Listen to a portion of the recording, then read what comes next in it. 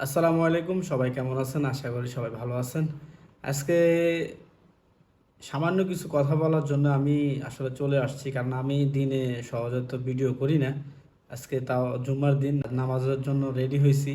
তারপরও আসলে কথাগুলো না বললে নয়, এই জন্য আসলে আর থাকতে পারি নাই, তাই এই কথাগুলো বলার জন্য আপনাদের সামনে আসছি।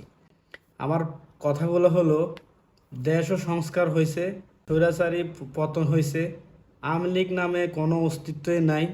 আশা করি বাংলাদেশের বর্তমান অন্তর্বর্তী সরকার ভালো কাজ করবে এবং জনগণের জন্য কাজ করবে, আর আল্লাহর পথে থাকবে, ইনশাআল্লাহ ন্যায়ের পথে থাকবে। সো সব দিকে যেহেতু কাজ হইতেছে, অবশ্যই আমাদের ক্রীড়াঙ্গনও কাজ হওয়া দরকার। আপনারা অবশ্যই চান, আমিও চাই ব্যক্তিগতভাবে। ঠিক আছে, যেমন 2 যুগ ধরে যে দুর্নীতিবাজ নাজমুল হাসান পাপন, যে দীর্ঘকালীন মেয়াদে ছিল অবৈধভাবে,